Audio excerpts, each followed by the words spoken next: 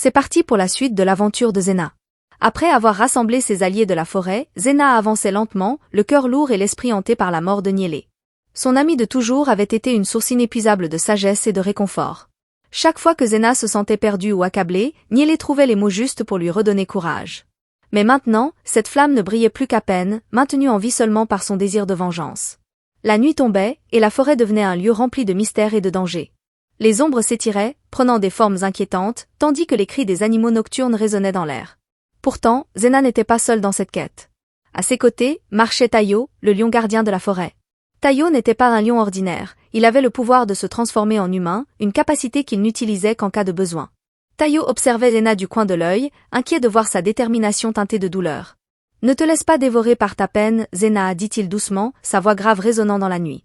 Niélé n'aurait pas voulu que tu te perdes dans les ténèbres. » Zena leva les yeux vers lui, reconnaissante de sa présence. « Mais je dois la venger. Les sorcières de Loma ont pris trop de vies innocentes. Elles doivent payer pour ce qu'elles ont fait. » Il comprenait son désir de justice, mais il savait aussi que cette quête serait longue et périlleuse. La forêt elle-même semblait se préparer à la bataille à venir. Les branches des arbres s'agitaient comme si elles chuchotaient entre elles, conscientes du conflit imminent. Alors qu'il avançait, d'autres alliés se joignirent à eux. Un troupeau d'éléphants sortit de l'obscurité, leurs yeux brillants reflétant la lumière des étoiles. Les singes se balançaient silencieusement d'arbre en arbre, surveillant les alentours avec attention. Des loups, leurs silhouettes fines et musclées se fondant dans les ombres, marchaient à leur côté, leur souffle créant de légères volutes de vapeur dans l'air froid. Même les aigles, ces maîtres du ciel, volaient en cercle au-dessus d'eux, prêts à plonger pour attaquer au moment opportun. Zena se sentit réconfortée par cette assemblée d'alliés. Ces créatures, autrefois indépendantes, étaient désormais unies par une cause commune, protéger la forêt et venger les êtres chers qu'elle avait perdus. Mais parmi eux, certains étaient plus que de simples animaux. Des esprits bienveillants flottaient autour de Zena, des êtres immatériels qui avaient autrefois vécu sous forme humaine ou animale. Ils murmuraient des encouragements, leur voix douce comme le vent à travers les feuilles. Les souvenirs de Niélé revenaient à Zena, des fragments de moments passés ensemble. Elle se souvenait des longues soirées près du feu, où Niélé racontait des histoires anciennes, des légendes de la forêt et des héros d'autrefois. Ces récits avaient façonné Zena, lui donnant la force de se dresser contre l'injustice, de ne jamais abandonner même face à l'adversité. « Souviens-toi, Zena, disait Niélé dans ses souvenirs. La forêt est vivante. Elle se souvient de chaque pas que nous faisons, de chaque parole que nous prononçons. Si tu te bats pour elle, elle se battra pour toi. » Ces paroles résonnaient en elle comme un mantra, lui donnant la force d'affronter ce qui l'attendait. Le groupe arriva enfin à la lisière de la clairière où résidaient les sorcières de Loma. L'endroit était sinistre, imprégné d'une aura maléfique. Les arbres autour de la clairière semblaient morts, leurs branches tordues formant une barrière naturelle contre toute intrusion. Zena leva son bâton, un artefact transmis de génération en génération dans sa famille. Il scintillait faiblement sous la lumière des étoiles, un symbole d'espoir dans cette obscurité oppressante. Elle se tourna vers ses alliés, leurs yeux fixés sur elle, attendant ses instructions. « Les sorcières de Loma sont puissantes, mais ensemble, nous le sommes encore plus, dit-elle d'une voix forte. Nous devons les affronter avec tout ce que nous avons. Pour Niélé. Pour chaque vie qu'elles ont détruite. » Tayo se transforma en lion, ses muscles puissants se tendant alors qu'il se préparait à attaquer. « Nous ne les laisserons pas s'échapper cette fois, rugit-il, sa voix résonnant dans la clairière. Les sorcières apparurent soudainement, leur corps flottant légèrement au-dessus du sol. Elles étaient enveloppées dans des robes sombres, et leurs visages étaient cachés sous des capuchons qui ne laissaient voir que leurs yeux, des orbes rouges brillants comme des braises.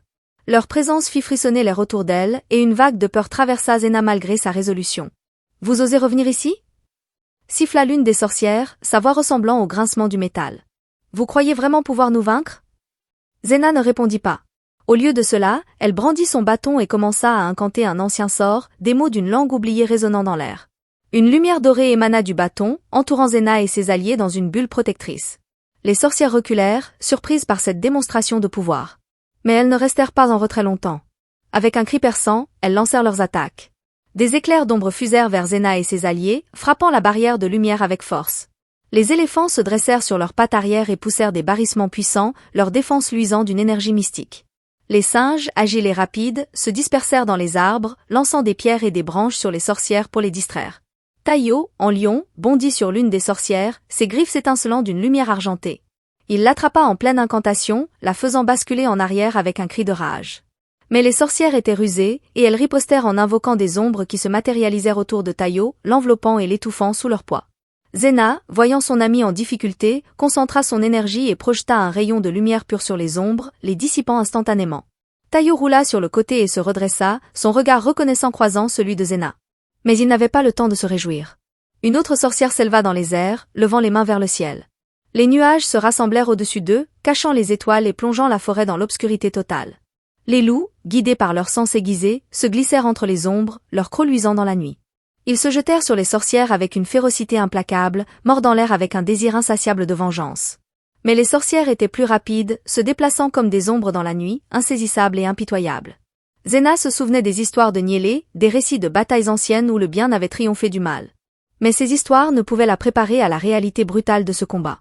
Chaque incantation, chaque sort semblait épuiser une partie de son énergie vitale, et elle se demandait combien de temps elle pourrait encore tenir. Le combat durait depuis longtemps.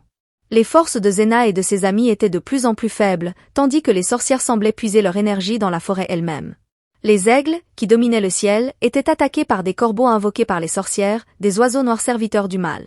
Zena sentait ses forces diminuer, son bâton devenant de plus en plus lourd dans sa main. Elle essayait de se rappeler les conseils de Niélé, cherchant dans sa mémoire une dernière stratégie pour vaincre leurs ennemis. « Souviens-toi, Zena » murmurait la voix de Niélé dans sa tête. Le vrai pouvoir n'est pas seulement dans la force brute ou les sorts puissants, mais dans l'unité, la sagesse et l'amour. La forêt répond à ceux qui la protègent avec leur cœur. Zena, épuisée mais déterminée, comprit qu'elle devait utiliser non seulement sa propre force, mais aussi celle de ses amis, de la forêt, et du souvenir de Niélé. Elle leva son bâton une fois de plus, mais cette fois, elle ne prononça pas de sort. Elle se concentra sur ses souvenirs de Niélé, sur l'amour qu'elle avait pour la forêt, pour les animaux autour d'elle, et pour Tayo. Une douce lumière émana d'elle, une lueur d'espoir et d'amour qui calma les esprits tourmentés autour d'elle.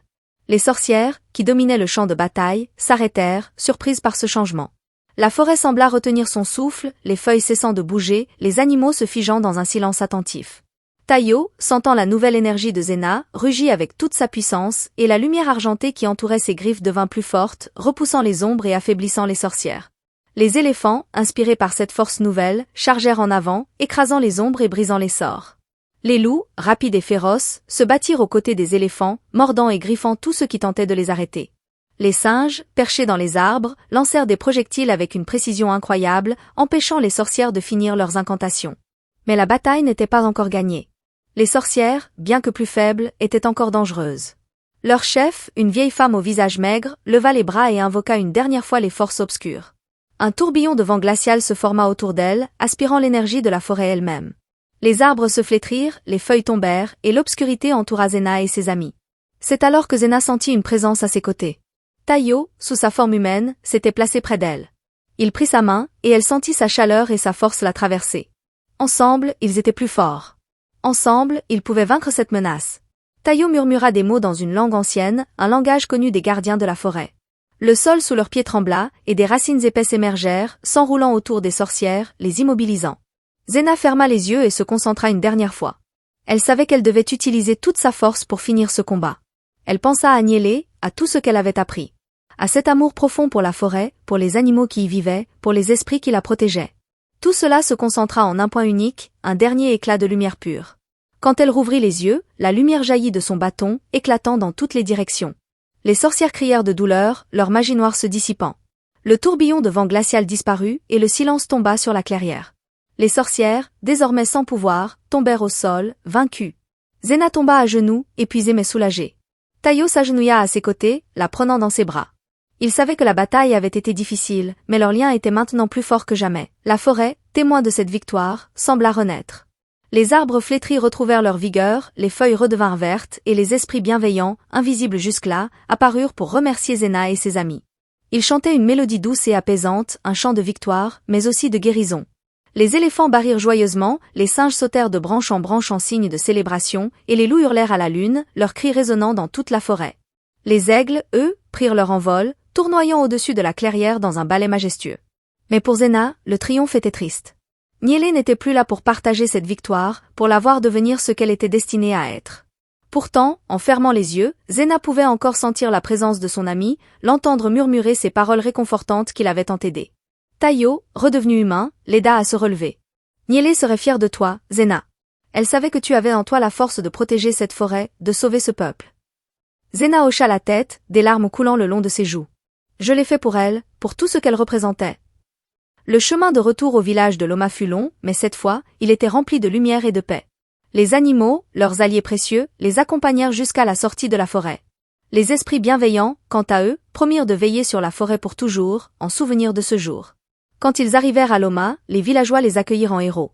Les nouvelles de leur victoire contre les sorcières s'étaient répandues.